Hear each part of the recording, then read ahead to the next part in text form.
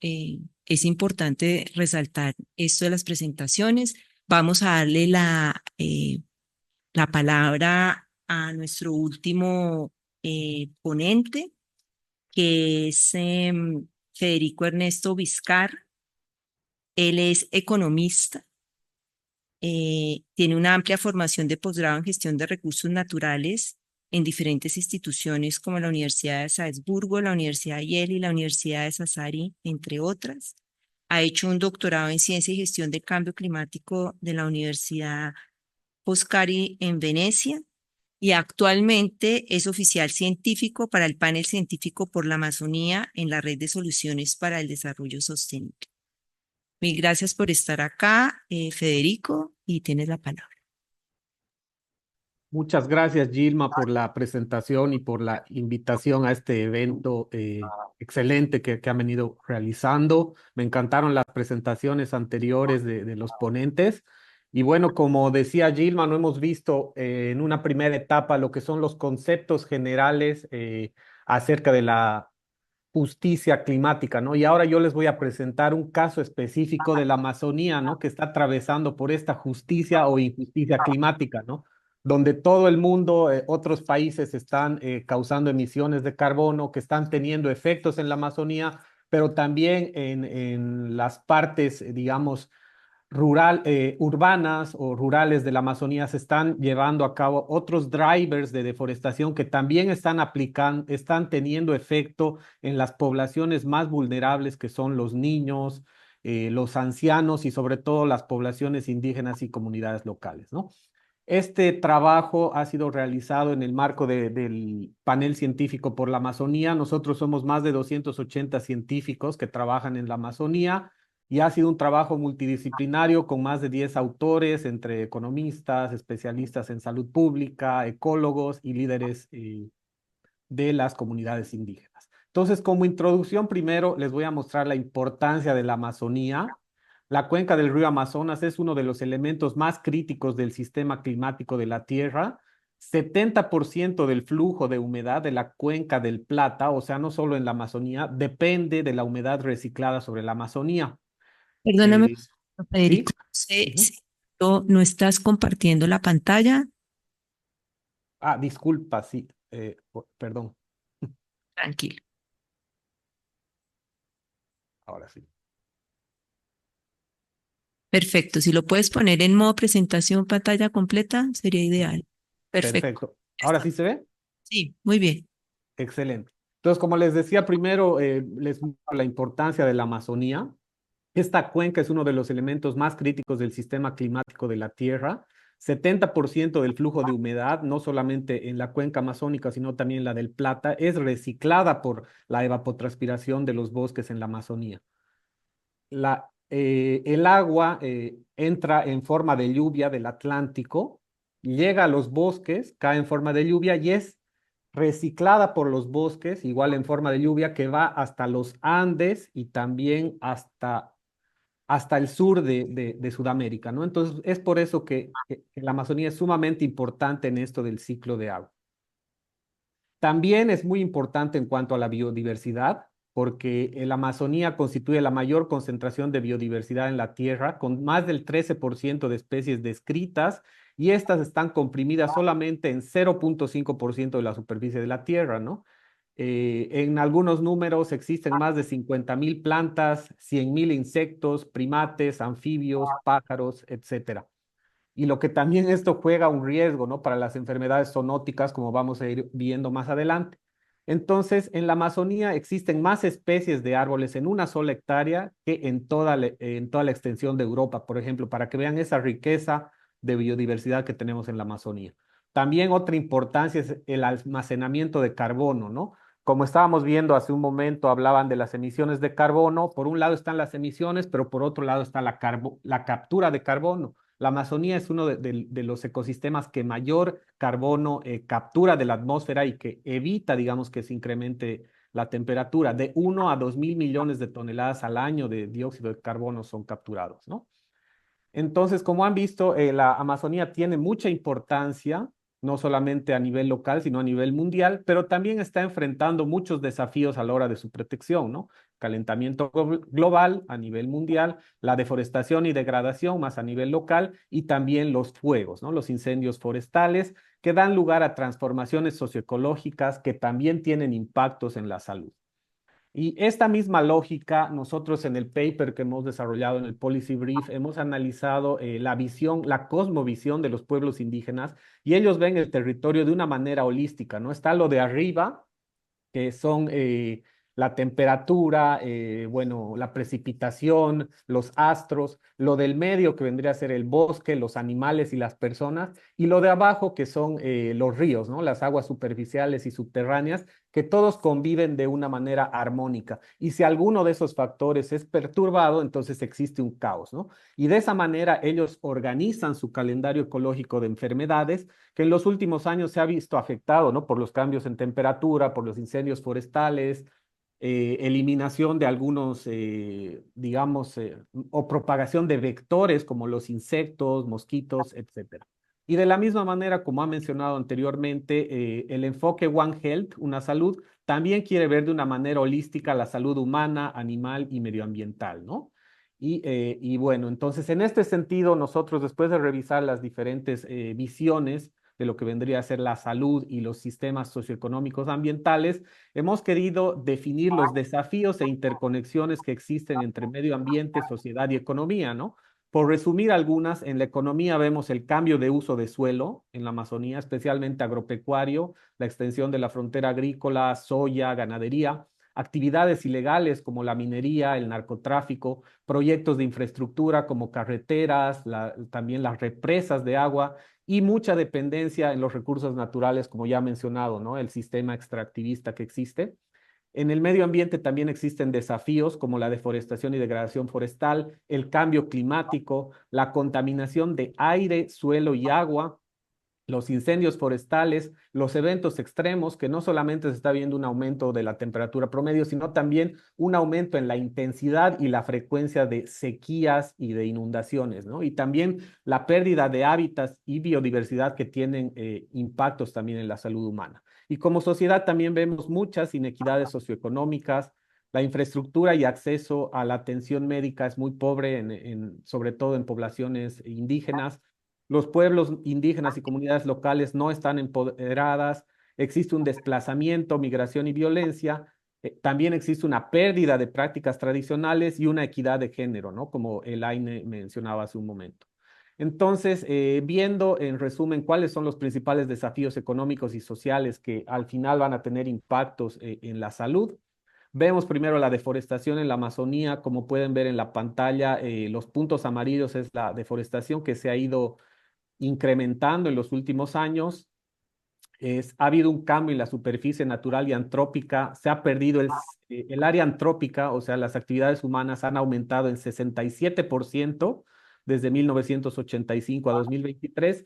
Se han perdido 93 millones de hectáreas de vegetación natural entre 1985 y 2023, y esto está teniendo muchos efectos a nivel local y mundial, ¿no? Entre los principales drivers, como hemos visto, están las hidroeléctricas, están las operaciones mineras, están las operaciones de gas y petróleo y también se puede ver en el último gráfico los fuegos acumulados, ¿no? Estos fuegos están asociados principalmente a la agricultura, expansión de la frontera agrícola y también a land grabbing, ¿no? Que es el acaparamiento de tierras.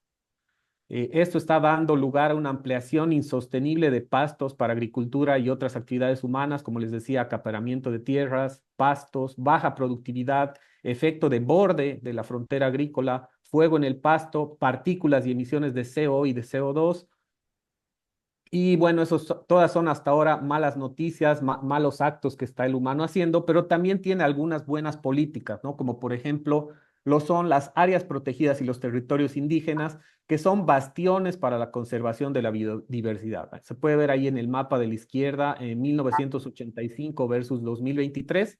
Los puntos rojos son la deforestación que ha habido y como se puede observar, en los territorios indígenas y áreas protegidas solamente se ha incrementado 1.5% de deforestación, mientras que fuera de las áreas protegidas y territorios indígenas se ha incrementado en casi el 20% de deforestación.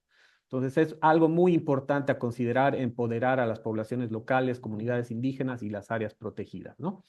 Bueno, todos estos efectos, todas estas presiones antropogénicas han causado las últimas sequías extremas en la Amazonía, el 2005, el 2010, el 2015, 2016, 2023, 2024. Como pueden ver, estos eventos extremos están siendo cada vez más recurrentes y con un impacto mucho mayor, ¿no? El Río Negro, por ejemplo, ha alcanzado 12.7 metros el 26 de octubre de 2023. Es el nivel más bajo desde 1902, que ha traído muchas consecuencias económicas, ambientales, sociales, en la salud.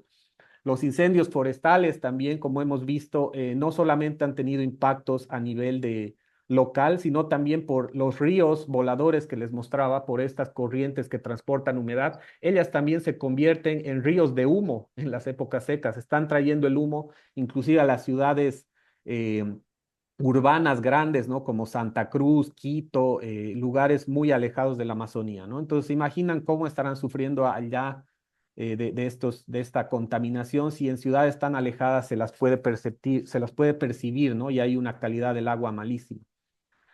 Entonces, por estos impactos hay una mayor duración de la estación seca, hay un aumento de la presión de vapor atmosférico y un aumento de la tasa de mortalidad de los árboles, ¿no? Entonces, si seguimos en este escenario del business as usual, vamos a llegar a un punto de no retorno en la Amazonía en que se puede convertir en una sabana, ¿no? Entonces, nosotros como panel científico por la Amazonía siempre estamos abrogando por crear soluciones basadas en la naturaleza para evitar ese punto de no retorno.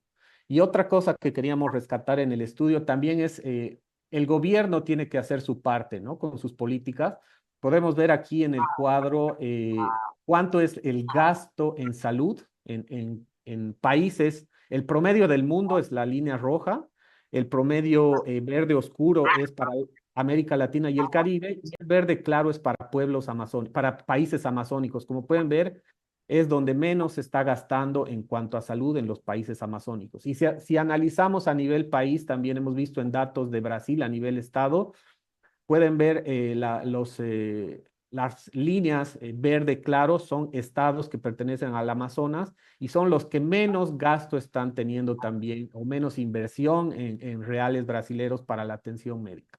Entonces, estamos viviendo ante un panorama muy crítico en la Amazonía en cuanto a la salud, ¿no? Y esto se va a traducir obviamente en impactos, como les decía, algunos impactos, por ejemplo, de la deforestación y el cambio climático. Hemos revisado más de 160 papers para hacer el documento de políticas. Hemos visto que están incrementando las enfermedades respiratorias y cardiovasculares que están vinculadas a los incendios forestales y la contaminación. Hemos visto las enfermedades transmitidas por vectores también, la malaria, el dengue y otras enfermedades nuevas como el oropuche están en aumento, ¿no? Los vectores están aumentando por el aumento de la temperatura, están llegando a lugares más altos también que antes no llegaban. También las enfermedades transmitidas por el agua, ¿no? Las sequías, inundaciones están aumentando el riesgo de enfermedades como la diarrea. También, como ya se ha mencionado, las poblaciones más vulnerables son las comunidades indígenas y tradicionales, con un mayor alto riesgo de desnutrición, escasez de agua, enfermedades infecciosas.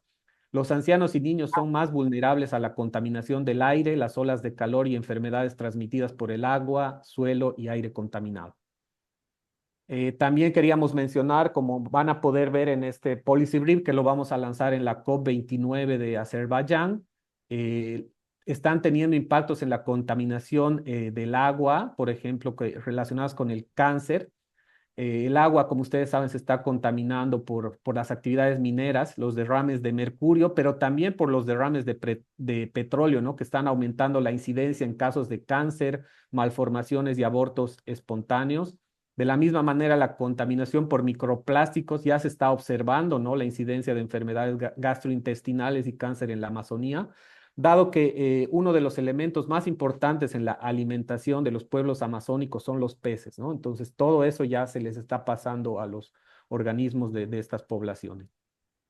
Igual como mencionaba hace un momento el AINE, la salud mental, la perspectiva indígena de la salud mental es que esta está ligada al equilibrio espiritual y ambiental, y los desafíos modernos es que la actualización, el cambio climático y el desplazamiento están debilitando esa salud emocional, ¿no? También las redes sociales, hemos visto en algunos otros estudios que están teniendo efecto en esto. Entonces están teniendo un incremento de la tasa de suicidios en la Amazonía. Un estudio está mencionado en nuestro Policy Brief de Baupés en Colombia, donde tienen datos, ¿no?, históricos de los últimos años, cómo ha ido aumentando esta tasa de suicidios, ¿no?, en la Amazonía. Y bueno, también por último quería mencionar las enfermedades infecciosas emergentes. El COVID-19 ha destacado la vulnerabilidad de la región amazónica ante estas pandemias y también hay el alto riesgo del efecto derrame zoonótico aumentado por la deforestación y el comercio de vida silvestre, ¿no? Algunos estudios mencionan que la Amazonía puede ser el nuevo punto de surgimiento de una enfermedad zoonótica, ¿no?, en el futuro, si seguimos a este paso.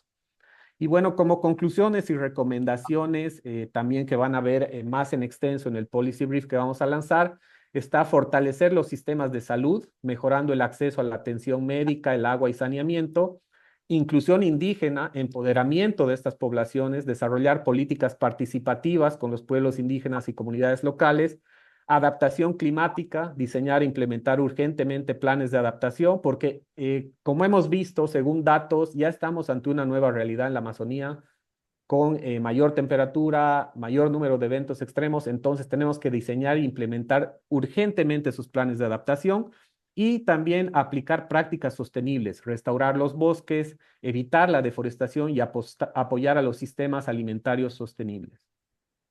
La salud de los ecosistemas de la Amazonía está directamente ligada a la salud de su gente. Se necesitan acciones urgentes para fortalecer la atención médica, proteger los derechos indígenas y mitigar el cambio climático. Como mensajes finales, les pedimos que salvemos la Amazonía, salvemos a los pueblos amazónicos, lleguemos a tener una Amazonía que queremos. Muchísimas gracias. Muchas gracias, Federico, por esa presentación tan inspiradora, diría yo, pero adicionalmente con una excelente caracterización de qué es lo que está sucediendo, cuáles son los desafíos, pero también cuáles son las oportunidades. Quisiera mencionar un poco para hacer como un breve comentario de las tres presentaciones, cómo si es posible que desde diferentes disciplinas, hemos tenido a Iván que estudió Relaciones Internacionales, hemos tenido a la doctora Flores que es médica, hemos tenido a Federico que es economista. Y si ustedes ven alguna cosa que me ha llamado la atención profundamente es el manejo del lenguaje de lo que tiene que ver con clima y con otras disciplinas que no son sus disciplinas primarias. Y son jóvenes. Son jóvenes, o sea, creo que son esas características de las que yo mencionaba cuando hablaba del abordaje transdisciplinario y de cómo deberíamos empezar a hacer, digamos, todo un proceso de formación y capacitación. Pero estos son ejemplos de personas que seguramente individualmente han tenido su proceso de inmersión en estos temas sin saber lo que de pronto eso se llama transdisciplina. Entonces creo que eso es una cosa bastante importante de resaltar. Vamos entonces ahora con las preguntas que tenemos de las personas